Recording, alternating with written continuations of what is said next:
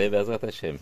Ce soir, inauguration du Beth Midrash. Alors j'espère, Bezrat Hashem, que là on a commencé avec ce type d'études, mais selon, on va dire, votre sensibilité, on peut tout à fait adapter et changer soit les thèmes, soit le mode d'étude. Mais en tout cas, pourquoi j'ai choisi ça et pourquoi on a choisi, Bezrat Hashem, d'étudier la halakha à sa source. Aujourd'hui, donc Leilou Nishmat Rabbi Shimon ben Yitzhak, donc c'est ce soir la Ashkara Bezrat Hashem. Donc n'oubliez pas de faire les brachot Leilou Nishmato. Comme ça participe en même temps que les paroles de Torah, ça participe à l'élévation de son âme Bezrat Hashem. Alors, pourquoi c'est important de connaître la halakha? D'abord parce que on dit que Akadosh Baruch Hu ne réside que dans les arba modes de la halakha. Ça veut dire qu'un Beth Knesset, c'est bien de prier dans un Beth Knesset, mais c'est très important d'étudier dans un Beth Knesset. Et d'Afka, la halakha. Pourquoi la halakha?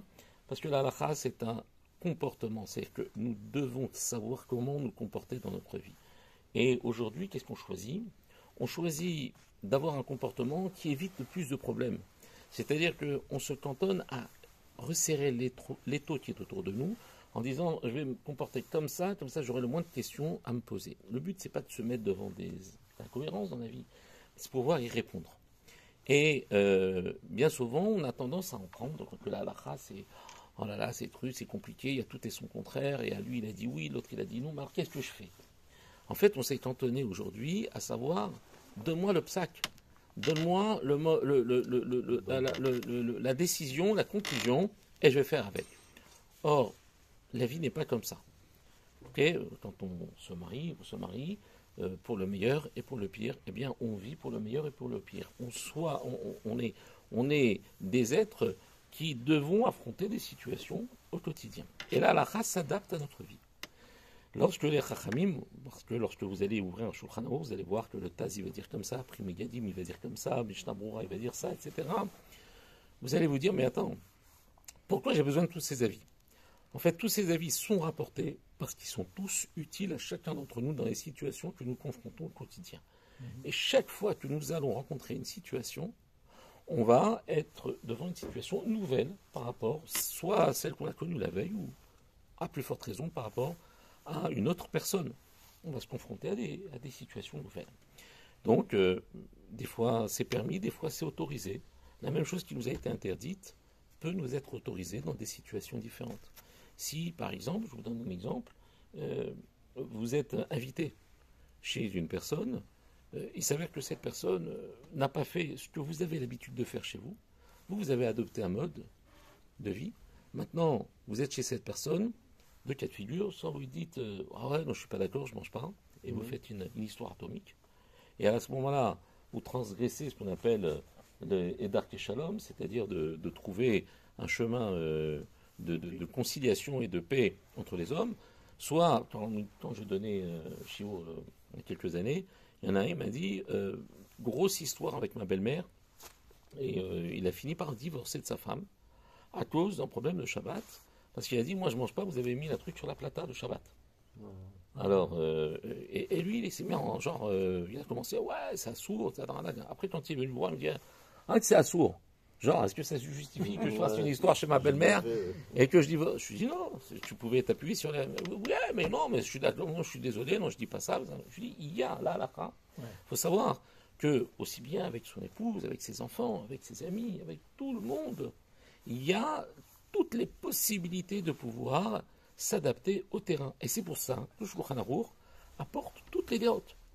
Toutes les dérotes. Alors c'est sûr que nous, qu'est-ce qu'on choisit dans notre vie? On choisit le must. On choisit le best. On va aller selon toutes les opinions. Sauf que, Baruch haba, on va aller selon toutes les opinions, d'accord? Et on va essayer de concilier le maximum d'opinions possibles, d'accord? C'est le but de notre vie. Mais quand on est confronté à des situations... Après, comment elle fait pour... Ouais, c'est ça, c'est pas grave, ça t'achète, t'inquiète pas. Moi, t'entends, tu l'as entendu monter quand même. Là, on est 10, la Shrina réside, donc elle monte la garde, Bezrat Hashem. Donc, ne t'inquiète pas. Donc, on est dans une situation, nous, on veut faire tous les avis. D'accord? Vous avez les avis qui permettent, les avis qui interdisent. C'est pas grave, t'es le premier. Avant de continuer, juste vous parler de ce que l'on appelle la khumra. Il y a des gens qui disent, je suis mahmir. Qu'est-ce que ça veut dire être mahmir? Il faut bien comprendre ce que ça veut dire la khumra. Alors, il y a ce qu'on appelle l'apologie de la khumra, il y a ce qui démonte la khumra. Mais en fait, en vérité, la khumra, c'est quelque chose de très particulier. C'est pour ça que lorsqu'on va étudier la halakha, lorsqu'on va étudier la loi, la khumra, c'est l'attitude de sévérité. C'est-à-dire que je vais être sévère. Ça veut dire que la Torah, la halakha me permet ça, mais moi je vais me retenir. Je ne vais pas faire. Pourquoi? Parce qu'il y en a d'autres qui interdisent, je fais comme ceux qui interdisent. Quelle est la kavana de la khumra? Pourquoi je suis mahmir? Et pourquoi il y a des gens qui vont être plus dans la khumra et chercher à tout prix la khumra? Il y a deux possibilités. On va voir quelle est la meilleure des deux, vous allez comprendre de vous-même. Soit je dis je suis mahmir parce que au moins je suis sûr d'avoir raison. Parce que je vais me mettre du côté de ceux qui interdisent, parce que peut-être que ceux qui permettent, ils sont un petit peu light. Et moi je suis mieux, je suis plus royaliste que le roi. Cette khumra mène à la destruction. C'est pas ça la khumra. C'est pas se dire je vais selon l'avis de ceux qui sont plus stricts, parce que vaut mieux s'abstenir, parce qu'on n'a pas confiance sur ceux qui permettent. Ça, c'est faux. Pourquoi? Parce que la Gemara, elle va dire que Koach Haeter Adif. Que le Koach, la force qui permet, est plus grande que la force qui interdit. Normal. Si tu dis à une personne, je m'abstiens. Je m'abstiens, c'est une chose. Mais d'arriver à permettre, c'est-à-dire de dire à une autre personne, tu peux, et quelle force il faut aller chercher dans les post-it. Alors, pourquoi certains vont pouvoir permettre? Pourquoi d'autres vont ne pas pouvoir permettre? On a, Baruch Hashem, depuis la nuit des temps, énormément de poskim qui se sont positionnés sur différents sujets de halakha. Et lorsque les poskim actuels sont confrontés à des nouveaux problèmes, sont obligés de réadapter la halakha en fonction de la conjoncture, qu'est-ce qu'ils vont faire? Ils vont faire une sorte de comment dire, quand on fait un checklist. Voilà. Ils vont faire un checklist de tous les avis. Et ils vont compter les avis qui interdisent et les avis qui permettent. D'accord? Ceux qui permettent et ceux qui interdisent. Et on va compter quelle est la majorité. Ceux qui permettent, ils sont en majorité, on permet. Ceux qui interdisent, ils sont en majorité, on interdit. Alors, vous allez me dire, à quoi servent ceux qui permettent lorsqu'on interdit? Et à quoi servent ceux qui interdisent lorsqu'on permet? D'ailleurs, est-ce que d'un seul coup, lorsque, par exemple, dans la Mishnah, dans toutes les Mishnayot où vous allez avoir les avis de Beth Shammai et Beth Hillel qui vont se contredire, qui vont s'opposer, on va dire Beth Shammai il va dire ça, toujours en début, et ensuite Beth Hillel il va dire ça. Mais la halakha est comme Beth Hillel. Et zappe-moi Beth Shammai, c'est fini. Pourquoi tu m'encombres la tête avec des chitotes, avec des opinions? Et lui il a interdit. Eh bien, il a interdit. Maintenant lui il a permis. C'est comme ça que je dois faire. Dis-moi ce que je dois faire. Souvent, des personnes vont vous dire, bon, attends, c'est trop compliqué. Dis-moi ce qu'il faut faire. Dis-moi ce qu'il faut faire. Le problème, c'est pas de savoir ce qu'il faut faire, c'est comment il faut le faire. Parce qu'on ne fait pas toujours la même chose, comme on a expliqué tout à l'heure. Il y a des situations où ce qui m'a été interdit, eh bien, est permis, c'est permis, et des situations dans lesquelles ça m'a été permis qui deviennent interdites. Donc en fait, la même situation, dans un contexte différent, va me confronter à une divergence d'opinion. Et donc il va falloir que je me débrouille avec ça. Alors écoutez bien, qu'est-ce que c'est la khumra?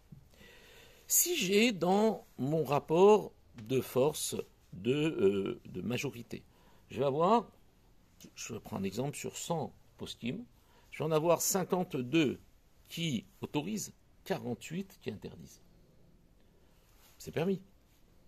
On a la statistique, elle est permise. Sauf que le mi-out n'est pas négligeable. C'est-à-dire la minorité n'est pas négligeable. On a 48% de personnes qui interdisent. C'est pas shoot. Si j'ai maintenant, j'ai 98 personnes de personnes qui permettent et 2 qui interdisent, c'est pas le même poids. Le mi-out n'est pas de la même valeur. Qu'est-ce que tu fais, c'est 50-50? Quand ils font 50-50, ils vont s'en trouver un autre. D'accord? Il y a toujours, grâce à Dieu. C'est pour ça que les juges étaient impairs. Ouais. Ils n'étaient pas pairs à cause de ça.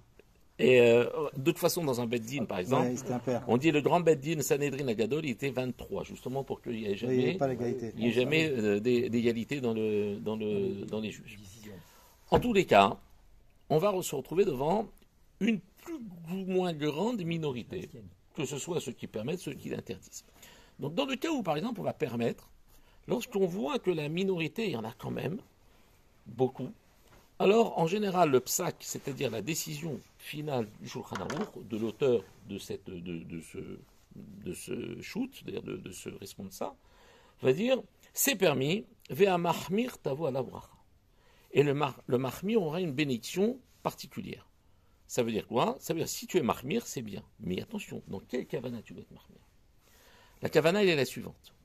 Si je dis que je suis mahmir parce que je crains que ceux qui permettent, c'est pas, là c'est pas chouk, c'est pas ça. En revanche, si je dis ceux qui permettent, est-ce qu'ils peuvent se l'interdire à eux-mêmes? Ils le permettent aux autres, mais est-ce que eux, par exemple, de s'interdire cette possibilité, est-ce que ce serait quelque chose de gênant pour eux? Est-ce que quand il dit c'est permis, ça veut dire que c'est obligatoire? Non, c'est pas obligatoire, c'est permis. Et d'ailleurs, il faut faire la différence dans le Shulchan Aruch, tout ça. Aujourd'hui, c'est un cours essentiellement sur l'introduction du Shulchan Aruch, parce qu'après, on va rentrer un peu plus dans le texte, on va être un peu plus proche du texte, et on va aborder juste de manière, comment dire, sous forme d'introduction, le sujet de ce soir, parce que ce sont des sujets qui vont se faire en 2-3 cours, et à chaque fois, Be'ezrat Hashem, on va aborder des sujets qui vont, peut-être, j'espère en tout cas, nous intéresser au quotidien. On va, avec l'aide de Dieu, il est prévu aussi que je vous fasse un atelier sauf-route. On apprendra à tailler la plume soi-même, savoir comment tailler une plume, comment on écrit sur un parchemin, ce que c'est un parchemin, comment prendre un parchemin, connaître le sens d'un parchemin, savoir ce que c'est un sirtout, comment faire les lettres, etc. Ça, il y aura une participation au frais pour le matériel. Ne t'inquiète pas. Il s'est dit quoi? Tout ça pour moi, ne t'inquiète pas. Il y aura une participation au frais pour le matériel. L'atelier sur les talit. Sur les tzitzit aussi, ça permettra de réparer tous les tzitzit. Bezrat Hashem, on va en faire. On va faire. Aussi, dont j'allais en parler, puisqu'on va aborder ici les tzitzit avec l'aide de Dieu. Donc on va aussi aborder la fabrication des tzitzit et comprendre ce que c'est un tzitzit kasher, ce que c'est un tzitzit. Parce que tous les Shabbats, Baruch Hashem, lorsque on ne connaît pas la halacha, on peut par exemple se heurter à un problème. Porter un talit dont les tzitzit ne sont pas cachers, c'est enfreindre une mitzvah de porter un vêtement à 4 coins sans tzitzit. Ça veut dire que non seulement c'est pas qu'on n'a rien fait, c'est pas qu'on n'a pas fait la mitzvah de tzitzit. On enfreint une mitzvah de oraita de porter un vêtement à 4 coins sans tzitzit. Aujourd'hui, j'ai mon gilet, akpidin, j'ai mon gilet, avec ma chemise, j'ai pas de 4 coins, mon pantalon, j'ai pas de 4 coins, mon t-shirt, j'ai pas de 4 coins. Donc j'ai pas besoin de tzitzit. Je rajoute un talit parce que il y a quelque chose là-dedans que les Khamim vont m'enseigner. Donc quoi, c'est important d'avoir un talit katan. Mais sauf, si maintenant j'ai un vêtement à 4 coins, j'ai un poncho par exemple, et que je n'aimais pas des tzitzit, je suis revers à chaque instant de la mitzvah de l'interdiction, la mitzvah tout assez de porter un vêtement à 4 coins qui n'est pas un problème, ça. Hein? Alors, ça devient 4 coins. Ça devient 4 coins à condition que ton vêtement soit ouvert jusqu'à plus de la moitié. Ah oui, d'accord. Voilà. Mais si c'est pas le cas, non, mais je suis en train de me poser la question. C'est vrai par exemple, le sirtouk, chez les chassidim, oui. La fente est ouverte jusqu'à la taille. Ça pose un problème. C'est pour ça qu'ils arrondissent un coin pour éviter justement d'avoir le chiyuv de mettre des tzitzit aux 4 coins. Et même, par exemple, certains vêtements rapportent le Mishnah Berurah, mais ça, c'est pas pour l'instant, c'est pas ça qu'on voulait aborder ce soir, mais juste revenir à ce qu'on disait tout à l'heure. Donc, lorsque l'on va, par exemple, avoir une minorité, mais un peu importante, cette minorité va faire orienter le psak, c'est-à-dire la décision. J'emploie volontairement des mots pour être habitué à utiliser ces mots, mais je vais les traduire, Bezrat Hashem, jusqu'à ce que ça rentre progressivement dans la tête, parce que c'est important d'avoir la terminologie. Lorsque le psak va être donné, on va dire quoi? On va dire oui, là, c'est permis, va mahmir tavo ala bracha. Ça veut dire quoi? Ça veut dire que derrière celui qui permet, il n'y a pas une obligation. Il y a je te permets. il y a trois choses dans le Shulchan Aruch. Il faut savoir qu'il y a un langage dans le Shulchan Aruch. Le Chaber était un grand Mekoubal, et lorsqu'il a composé le Shulchan Aruch, il a injecté à l'intérieur, comme on en a déjà parlé pendant les fêtes, il a injecté tout ce qui est des inyanim très très profonds, mais à l'intérieur de pratiques qui sont comment dire, l'apanage de tout le peuple. Tout le monde est capable de comprendre qu'il faut faire, qu'il ne faut pas faire. Simplement, lorsqu'on comprend derrière toutes les cavanotes, toutes les intentions qu'il y a derrière, c'est quelque chose d'extraordinaire. C'est fantastique. Le Shulchan Aruch et les lois, c'est fantastique, c'est passionnant. Parce qu'on s'aperçoit qu'il y a une chorma derrière, que ce n'est pas quelque chose qui vient te frustrer et qui vient te dire tiens, fais ça, fais pas ça, fais ça, ben, j'en ai marre, moi, des trucs. Non, il y a une chorma incroyable. Alors, il y a trois pôles dans le Shulchan Aruch. Il y a Asur, il y a Chayav et il y a Moutar. Ça veut dire Asur, interdit. Chayav, obligé. Moutar, permis. Donc, j'ai volontairement utilisé ici le Moutar comme intermédiaire entre le Chayav, l'obligé, et l'interdit. Quand je dis c'est Moutar, ça veut dire qu'est-ce que je suis obligé? Non. C'est Moutar, j'ai le droit de le faire. D'accord? Ça s'appelle Réchout. Quand je dis c'est interdit, quand je dis que c'est Moutar, est-ce que c'est interdit? Ben, non plus. Alors pourquoi j'utilise le mot Moutar? Parce que j'avais peut-être une avamina, peut-être j'avais une intention de penser que c'était interdit. C'est pour ça qu'on dit que c'est Moutar. Lorsqu'on va rencontrer dans le Shulchan Aruch Moutar, c'est qu'il y a derrière un interdit qui est latent. Simplement, on est venu te dire non, tu peux. Ça ne veut pas dire que tu dois. Est-ce que vous avez compris? Donc ça veut dire que dans le lachon, dans le langage de Moutar, ta est Interdit. Ta est obligé et interdit. Il existe exactement ce même parallélisme dans la Kedusha et la Touma. La Kedusha, la sainteté, la pureté, c'est Chayav. Tu es obligé de le faire. Tu dois t'approcher de la pureté. Et tu dois t'approcher de la Kedusha. Ça, c'est la notion de Chayav. D'un autre côté, tu as la Touma, c'est-à-dire l'interdit. C'est-à-dire l'impureté. C'est la chose dont il faut s'éloigner. À ce moment-là, qu'est-ce que c'est assourd. Il y a entre l'impureté et la pureté, il va y avoir ce qu'on appelle le réchout, la permission. Ça correspond au moutard du Shulchan Aruch. Ça veut dire que quand on va dire à une personne tu peux manger, est-ce que ça veut dire qu'il faut qu'elle s'empiffre? Non. C'est pas parce qu'elle a le droit de manger qu'elle a nos limites. Lorsqu'on dit à une personne tu as le droit de parler, est-ce que ça veut dire qu'elle a l'obligation de parler non-stop, jusqu'à se cyanoser tellement qu'il a perdu le souffle? Non. Donc ça veut dire que la permission ne veut pas dire forcément obligation. Eh bien, il faut savoir que dans le fait, par exemple, de manger, on peut transformer ce qui m'est permis en mitzvah et ce qui m'est permis en avera. C'est-à-dire de la même chose, en fonction de ma kavana, je vais en faire soit une mitzvah, soit une avera. C'est là la position intermédiaire qu'il existe dans le réchout. Dans le réchout, j'ai le droit de le faire. Mais si je vais du côté de la chumra, ça veut dire que je veux décaler ma permission, je veux la rendre une mitzvah. Ou alors, je veux en faire en sorte justement que s'éloigner de la avera. C'est pour ça que je suis mahmir, je suis strict. Est-ce que vous comprenez ce que je veux dire? Et avec donc le réchout, j'ai un curseur que je vais orienter en fonction du niveau où je me situe. Si par exemple, je veux être très mahmir, parce que ça me fait plaisir d'être mahmir. Pourquoi? Parce que je me dis qu'en étant mahmir, je suis aussi de l'avis de ceux qui permettent. Parce que ceux qui permettent, a priori, ils n'ont pas dit que c'était obligé de le faire, eux aussi. Par exemple, le Rav Ovadia Yosef, j'avais déjà raconté ça, même si il permettait beaucoup, il était mahmir à l'atzmo. Pourquoi? Pas parce qu'il avait peur de « je vous permets », non, pas du tout. C'est parce qu'en étant mahmir, on associe toutes les chitotes. Aussi bien ceux qui interdisent que ceux qui permettent. Ceux qui permettent ne sont pas forcément obligés de suivre leur chitote. Est-ce que tu comprends la différence? Et donc c'est pour ça que, par exemple, une personne qui va manger pour servir à Kadosh Baruch Hu, au moment où il va manger, il va faire de ce de quoi il a le droit, il va en faire une mitzvah. Il va se transformer en kedusha. Vous imaginez, ça va complètement déplacer le curseur. Et on va rajouter dans notre comportement du réchout, de la permission, on va rajouter des points en fonction justement du contexte dans lequel on se trouve. Si on se trouve dans un milieu familial où appliquer la khumra ne va pas créer une guerre atomique, eh bien la khumra est bienvenue.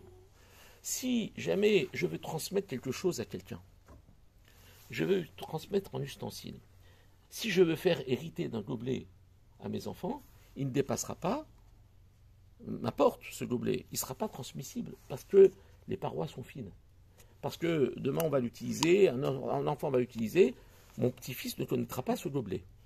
En revanche, si je lui donne un kéli en or ou un kéli rachouv, j'épaissis le kéli, l'ustensile, et je lui donne de l'épaisseur, de la résistance, c'est pérenne. Ça peut se transmettre jusqu'à des dizaines, centaines de générations. Ceci pourquoi? Pour m'apprendre que la khumra, ce n'est pas parce que j'ai peur de ceux qui permettent, c'est parce que je veux donner de la consistance à mon kéli. Aujourd'hui, je suis marmire, demain mon fils sera marmire, etc. Et même si ce kéli s'érode, il y aura toujours de quoi transmettre. Donc la khumra en soi, c'est bien. Pour ça que par exemple pour Pessah, c'est presque institutionnel d'être marmire. Il ne faut pas se moquer des gens qui sont marmire. Yesh, khumra de fou, et il y a khumra, même si nous on dit mais non, mais c'est pas que par exemple, mais il a permis, Shulchan Aruch, t'es plus le roi, est-ce que le roi? Est-ce que vous comprenez la réaction? Il a permis. Si on se cantonne uniquement à ce que la Torah permet, on va se retrouver avec certes des ustensiles, mais qui ne seront pas pérennes. Donc en fait, encore une fois, la khumra, c'est pour transmettre. La khumra, ça doit rendre heureux. Ça ne doit pas être rendre malheureux. Si le type il est triste, il est marmire parce qu'il est triste, il n'en peut plus, et il a peur, et il a pas qu'il fasse ce qui lui est permis, qu'il soit marmire sur des. Si sa femme elle pète un câble, ou si la femme elle est marmira aléha. C'est-à-dire que arrête, moi j'ai l'habitude de jeûner 3 jours par semaine. Et elle a une haleine fétide parce qu'elle ne se brosse pas les dents pendant 3 jours. Et elle dit attends, c'est pas une khumra ça. C'est pas une khumra, c'est n'importe quoi. La Gemara elle dit, une femme par exemple, qui prend sur elle de jeûner ou d'être nazira, etc., le mari peut lui dire non, je ne suis pas d'accord. Donc on ne peut pas toujours adopter une attitude de khumra. Mais ce n'est pas de la faiblesse que de ne pas le faire, c'est de la force. Parce que c'est plus facile d'être marmire que de ne pas l'être. Simplement, quand on va renoncer à cette khumra, c'est quelque chose qui doit avoir un sens, qui doit avoir une raison. Donc ça, c'était la brève introduction qui a duré presque une demi-heure sur le Shulchan Aruch. Mais c'est important, parce que ça va nous suivre au quotidien, Bezrat Hashem. Alors je vais vous présenter en fait le principe. Il y en a certains qui connaissent, il y en a d'autres qui ne connaissent pas. Il y en a certains qui connaissent, il y en a d'autres qui connaissent. Il existe un site qui s'appelle Olamot. En fait, ce n'est pas un site en soi. C'est une yeshiva en Israël. Excusez-moi, j'ai la voix prise. Un petit peu. Un petit peu. Merci. Le'inu nishmat Rabbi Shimon ben Yitzchak. Baruch ata Adonai Eloheinu melech haolam shakol niyam divaru. Amen. Et c'est une yeshiva, ah ouais, ça va mieux. C'est une yeshiva qui en fait associe beaucoup de chachamim et de rabbanim sur des sujets. Il y en a des centaines sur le site. Ça a été compilé sur un site qui s'appelle Olamot. C'est fantastique. À travers le monde, il y a des chabourot, c'est-à-dire il y a des comme nous ce soir, des gens qui étudient les différents sujets, il y a une quinzaine de sujets qui arrivent chaque semaine, je ne sais pas, une dizaine de sujets, sur le thème de la paracha, sur le thème de l'Orach Chaim, sur la halacha, etc. Et on va en fait établir une sorte d'exposé où on va décortiquer le sujet en question en partant de sa source, pour ça j'ai appelé ça la halakha, sa source, c'est-à-dire le texte de la Torah, c'est la première source. Ensuite la Gemara, la compréhension qu'elle en fait, la Mishnah et la Gemara. Ensuite les Rishonim, c'est-à-dire Rashi, Tosfot, ou le Rambam, le Ritva, etc. Tout ça, ce sont des Rishonim, c'est-à-dire ce sont des poskim, des Chachamim qui ont vécu à l'époque, on va dire, post-destruction du temple, jusqu'à, on va dire, alors, les Rishonim ont vécu globalement un petit peu au niveau du Moyen-Âge. Jusqu'au 15e siècle, 16e siècle, on appelle les Rishonim. À partir de Rabbi Yosef Karo, du Shulchan Aruch, tous ceux qui vont se positionner dans la halakha seront appelés les Acharonim, les derniers. Alors, dans l'ordre vous avez d'abord les Tanaïm, c'est ceux qui enseignent la Mishnah. C'est au tout début de la pyramide de la halakha. Vous avez les Tanaïm, c'est la loi orale. On enseignait la Mishnah. La Mishnah ensuite va être commentée par la Gemara. Soit de manière très proche du texte, soit souvent avec énormément de méandres et de digressions. Ça c'est la machloket. Il va y avoir la machloket, il va y avoir beaucoup de... Même à l'intérieur de la Mishnah, il va y avoir de la machloket, la discussion. Comme on a dit, la machloket, c'est pas parce qu'on ne s'entend pas, parce que chacun va voir les choses différemment. Par exemple, moi, je regarde dans ce sens, je vois mon téléphone, toi, tu ne vois pas mon téléphone. Pourtant, on est exactement au même. Mais bon, déjà, on ne s'entend pas beaucoup. Mais en plus, on n'a pas le même angle d'incidence. D'accord. Si je te dis qu'est-ce que tu regardes, toi, tu me dis je vois une bouteille d'orangina. Et moi, je te dis non, je vois une bouteille d'eau. Pourquoi? Parce qu'on n'a pas le même angle d'incidence. Ce qui fait que dans la halakha, des gens vont pouvoir être complètement opposés, sans pour autant se définir comme contradictoires, mais complémentaires. Lui, il a vu ça. Moi, j'ai pas vu ça. Maintenant, les avis vont être apportés dans la Gemara. Si jamais il y a un problème d'incohérence, ben là, il y aura stira, c'est-à-dire il y aura destruction, c'est-à-dire de l'opinion. L'opinion, elle va, le mec, il arrive et dit, je suis pas d'accord parce que moi je dis ça. Il faut que tu apportes tes preuves. Si tu n'as pas apporté tes preuves, tu dégages. Si maintenant tu as tes preuves, bon, et ben alors, respect. Il va y avoir ce qu'on appelle une marloquette Tanaïm. Les Tanaïm vont se positionner de manière différente. Et leurs opinions seront ramenées au sein de la Mishnah, par exemple, ou d'une Braïta.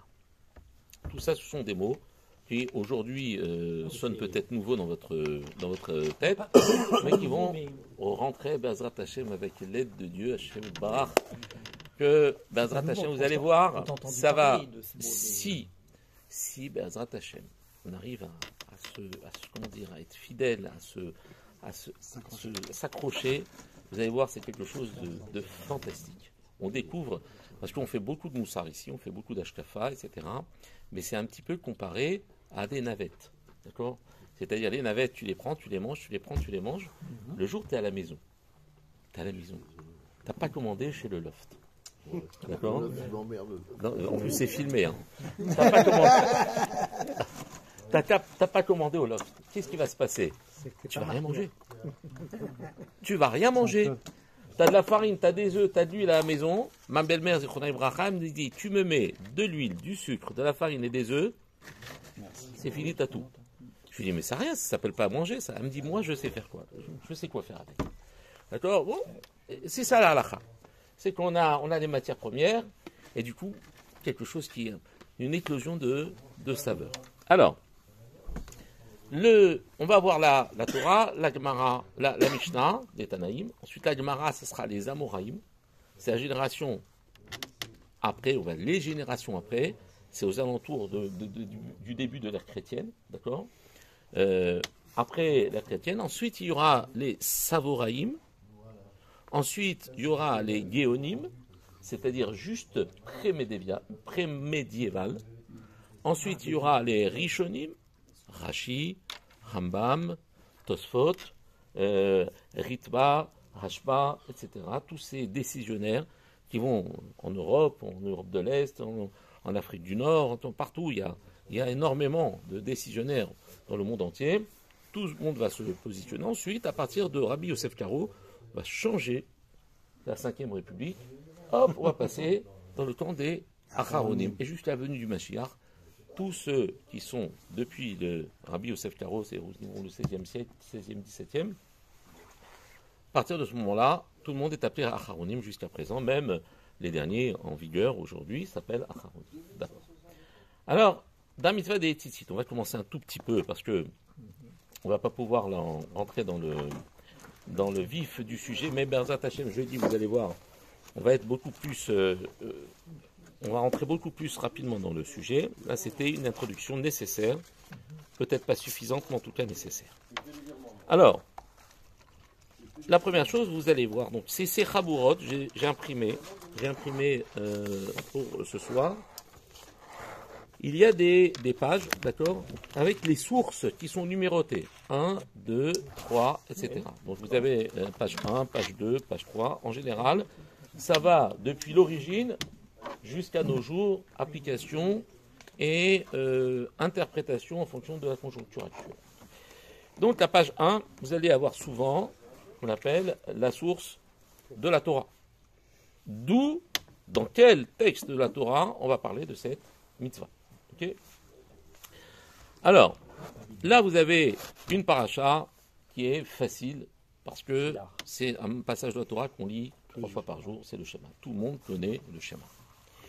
Il y a marqué Vayomer Adonai el Moshe Lemor, Daber ben Israël va Marta Alehem. Dieu va parler à Moshe en disant, parle au ben Israël va Marta Alehem et dis-leur, va Soulahem tzitzit, qu'ils fassent des tzitzit, Al Kanfe Bigdehem, les Dorotam, sur les coins de leurs vêtements, les Dorotam. Bon, tout ça, ce sont des mots.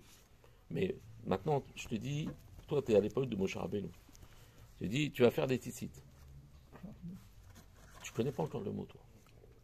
D'accord? Pour toi, c'est schtroumpf, c'est la même chose. Tzitzit, ça ne veut rien dire. Qu'est-ce que c'est? Qu'est-ce que c'est? Sur tes coins de vêtements. Donc ça veut dire quoi? Ça doit avoir des coins. Chaque mot de la Torah a une mission de donner, d'envoyer un message très précis. Et donc, sur les coins de leurs vêtements, les Dorotam, pour les générations, Venatnu al tzitzit, et ils mettront sur les tzitzit à kanaf petil techelet, sur le tzitzit qui est dans le coin. Pourquoi cette répétition, on va comprendre par la suite, Bezrat Hashem. Petil techelet, un fil bleu. Sauf que ici, j'ai un pasouk, mais je ne sais pas comment je me débrouille pour arriver au résultat du tzitzit que je connais aujourd'hui. Ça va être l'aide exactement de la Gemara, de la Mishnah, qui va progressivement essayer de décortiquer le verset de la Torah. Parce que ça, c'est du brut de décoffrage. Je ne comprends rien avec ça. Quand, par exemple, vous ne trouverez nulle part marqué dans la Torah que, par exemple, les téphilines, on en parlera, Be'ezrat Hashem, il y aura aussi un sujet sur les téphilines de Rabbeinu Tam. Pourquoi on met les téphilines de Rabbeinu Tam? D'accord? Et pourquoi c'est répandu qu'il y a des fous furieux qui mettent 2 paires de téphilines? Des fous. Bah oui, hein. Déjà, ils n'ont pas suffisamment de mitzvot. Et si tu vas rajouter des téphilines, et il y en a qui en mettent 4. Non. Malades mentaux. 4 4 Ouais, 4 paires. Les 4 possibilités. Ah bon? D'accord. Il y a Edwin de Rashi, Rabbeinu Tam, Shimon Sherabad et Rahabad. D'accord, Shimon Sherabad et Rahabad. Ça, c'est, on va dire, une catégorie de... Mais pourquoi ils font ça? Ils sont fous, ces gens-là. Ben non, ils ne sont pas fous. Il y a des raisons à ça. Mais les 4 en même temps? Non. Les 2 le matin, comme je les mets... Les 2 le matin, Shimon Sherabad à Mincha, et après le Rahabad, ça, c'est...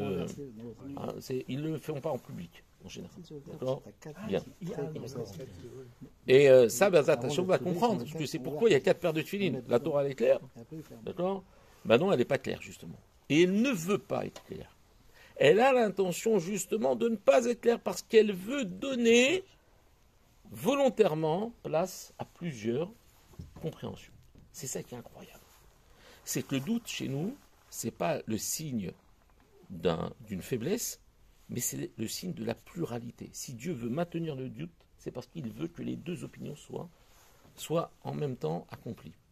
Par exemple, on verra ça quand on fera les tefilines, mais la halakha sur terre est tranchée comme Rashi, mais dans les cieux, Ben Din Shema c'est tranché comme Rabbeinu Tam. Il y a une marloquette entre le ciel et la terre. Et si vous me dites que la marloquette, c'est un problème de méconnaissance, si c'est un problème d'ignorance, ça n'a plus de sens. Parce que comment le ciel laisse-t-il à la terre la décision de Rachi, et que la terre sait que le ciel est Rabbeinu Tam, mais que chacun campe sur ses positions. Incroyable. C'est incroyable. Parce que ça a été révélé par un rave qui est auteur d'un livre qui existe sur Hebrew Books, si vous voulez, s'appelle Shoot Minashamayim. Questions et réponses du ciel. Et tous les soirs, il posait ces questions avant de s'endormir, et lorsqu'il dormait, il avait Ruach HaKodesh qui venait et qui lui donnait les réponses à ces questions. Et le matin, c'est marqué sur, j'oublie le nom du rave. C'est Shoot Minashamayim, son sefer. Tu le trouves sur Hebrew Books. Shoot. Chez la Tchouva. Shoot. D'accord. Pas shoot. Parce qu'il y en a qui ont des réponses, mais c'est pas les mêmes. Des fois, c'est des réponses pertinentes. Hein? Ça ouvre l'esprit parfois. Alors, il y a marqué Akanaf Petil Techelet. Alors, vous allez avoir tout de suite après la Gemara Menachot. Ça va être essentiellement la Gemara de laquelle on va tirer les enseignements du Petit Techelet, des Titites. C'est la Gemara Menachot. Il y a marqué dans la Gemara Menachot, page 43, Amoud Bet. Il y a marqué Tanya, Aya Rabbi Meir, Omer, Ma Nishtane Techelet Mikol Minit Sivonin, c'est souligné. Vous allez voir, à chaque fois c'est souligné. Tout de suite le texte d'en dessous. D'accord ? Il dit Maï Tanya, il y a une braïta qui enseigne. Donc une braïta, ce sont des Tanaïm. Ok ? Vous me suivez ou pas ? Aya Rabbi Meir Omer, Rabbi Meir disait, Manishtane Techelet Mikol Minet Sifonin, quelle particularité a le Techelet par rapport aux autres couleurs? Pourquoi on ne ferait pas un fil rouge? Si tu veux faire de la différence, Là, c'est marqué bleu. bah, faire un fil fluo, un fil rouge, un fil vert, je sais pas, un truc. Mais pourquoi la Torah demande bleu? Donc là maintenant on n'est plus dans comment on fait le fil, c'est pourquoi c'est bleu. Pourquoi on demande bleu? C'était une couleur qui existait aussi, ou qui était tirée de quelque chose. Alors, c'était tiré du chilazone, on va le voir tout de suite. Ce fameux coquillage ou mollusque, ou j'en sais rien, justement, il y a des marlocotes à ce sujet. C'est. Donc, il dit que quelle est la particularité? La Gemara répond Mi pene, shatechelet domé le yam. Veyam domé la rakia, verakia lekise akavod. Le techelet, c'est-à-dire le bleu, qu'on appelle bleu azur ou bleu poireau, j'en sais rien. En tout cas, ça s'appelle techelet. Domé les yam ressemble à la mer, mais la mer, elle ressemble au ciel, et le ciel ressemble au kisa akavod. Alors maintenant, est-ce que tout le monde est unanime sur le fait que la mer est bleue? Le ciel est bleu? T'as déjà été à Berck? Ouais. À Berck, t'as déjà été à Berck? Elle est marron. Dans le nord, Dans le Nord, t'as déjà été dans le Nord? Ouais. Elle est marron la mer. Ouais, bon, ça c'est... On parle de Caraïbes. Non, mais il y en a qui sont D'accord. turquoises. Il y a le bleu. En tout cas, vous êtes, imaginez, Le ciel est vous bleu. êtes comme ça, devant une île déserte, sur une île déserte, en plein milieu du Pacifique, l'eau est bleu turquoise. C'est magnifique. Ok. Maintenant, tu prends de l'eau qui est bleu turquoise, tu la vois, elle n'est pas bleue. Transparente. Elle est transparente. Ah, c'est comme la mer rouge. Alors, la Gemara te dit, mais pourquoi elle est bleue? Parce qu'elle ressemble au ciel. voilà, il y a ça, il y a le ciel. et Tu prends le ciel, c'est-à-dire tu prends l'air, tu regardes, il est transparent, il est invisible. Ah non, mais parce que ça ressemble au Kissa Kavod. Qui a vu le Kissa Kavod? Personne. Donc en fait, qu'est-ce que te dit la Gemara? Ton fil bleu azur doit ressembler à ce que tu ne sais pas. À un fil il est bleu parce qu'il doit ressembler à la mer. Elle est bleue, mais c'est pas vrai, elle est pas bleue. Non, mais parce que la mer c'est le reflet du ciel, mais le ciel il est pas bleu. Ah oui, mais le ciel il est le reflet du Kissa Kavod. Et donc le Kissa Kavod serait bleu d'après la Gemara. C'est quoi le Kissa Kavod? C'est le trône céleste. Pardon, C'est le excuse-moi. trône céleste. Trône céleste. Ah, pardon. En vérité, dans la nature, vous avez le vert, vous avez le rouge, le blanc, le truc. Le bleu, ça existe. Les couleurs basiques. Ouais. Ça s'appelle la couleur de la Emouna. C'est-à-dire, c'est On juste voit la pas. couleur que tu vois, mais tu ne vois pas. C'est ça l'Emouna. C'est-à-dire que tu es dans une perception de quelque chose qui est référencé à autre chose qui s'appelle le Kisavod, auquel tu n'as pas accès.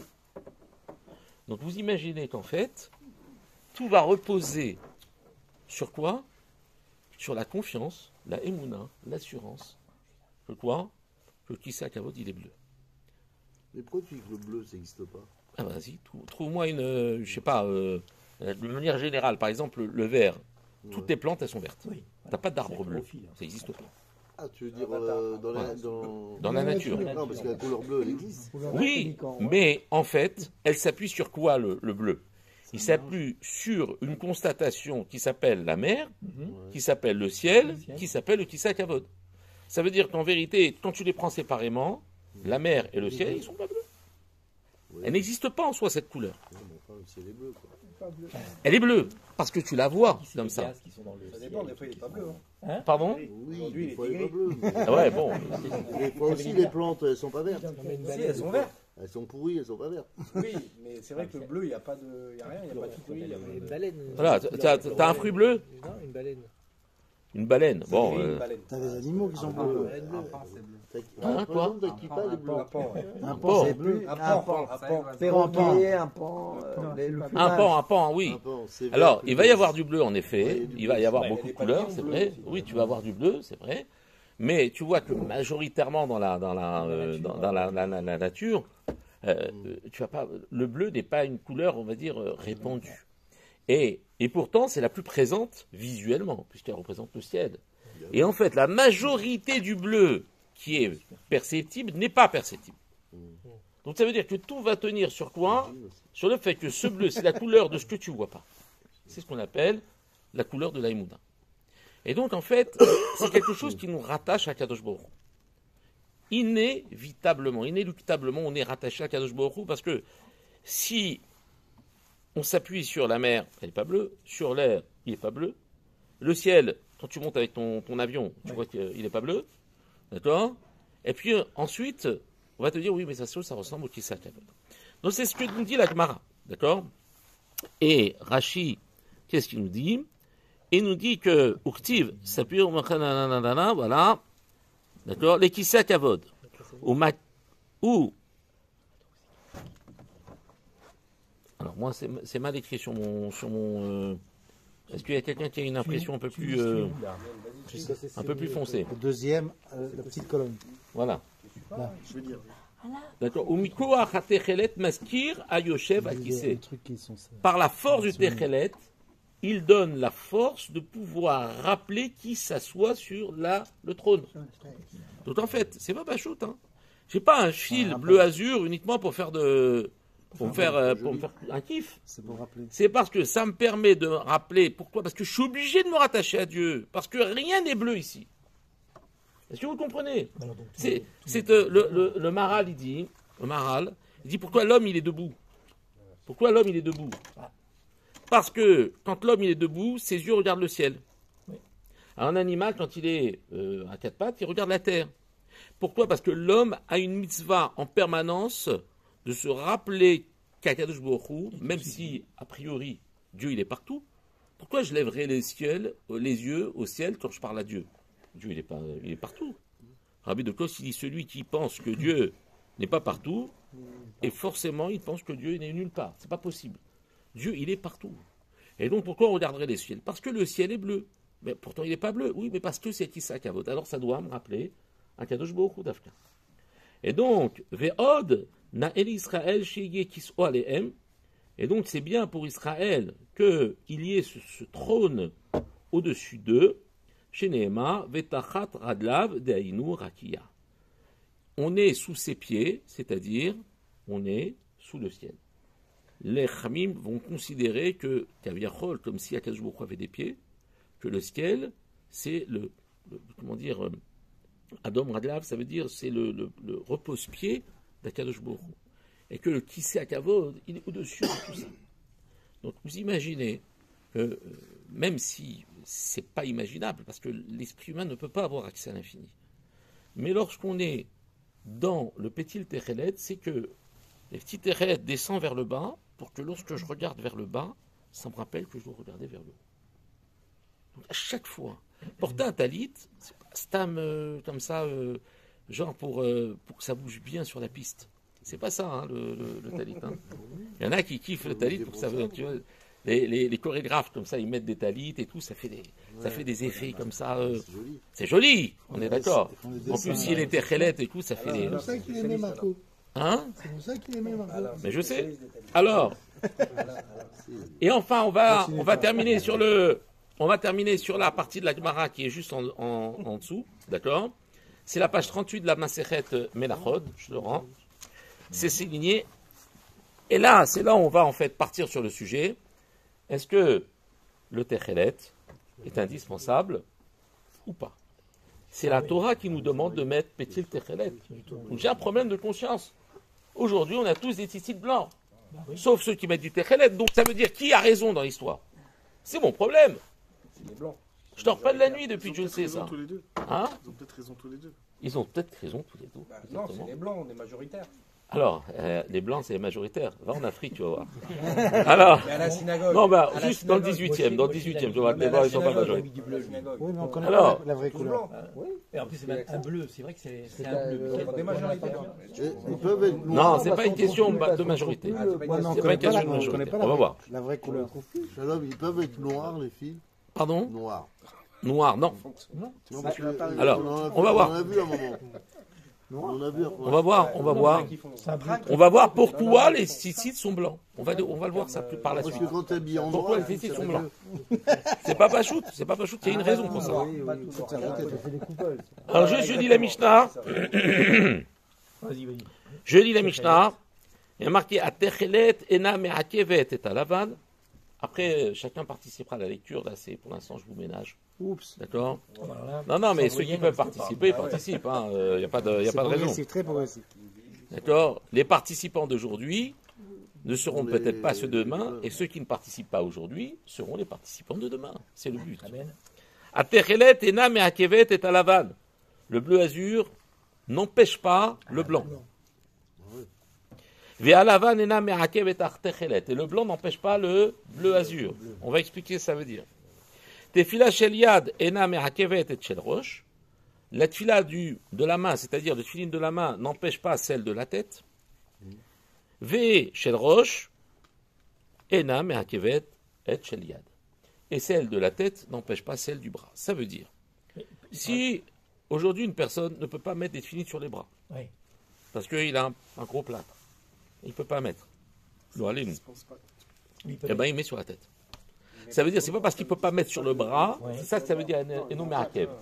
C'est pas parce qu'il ne peut pas mettre sur le bras qu'il ne doit pas mettre sur la tête. C'est pas lié. Il peut le mettre Il ne peut pas uniquement. changer de bras. inverse pas.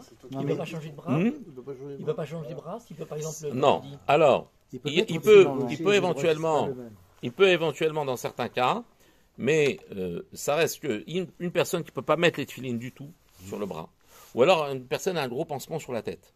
Mettre les tefilines sur la tête, ben, ça ne sert à rien puisqu'il a quelque chose qui interrompt. Eh bien, il doit mettre sur du bras.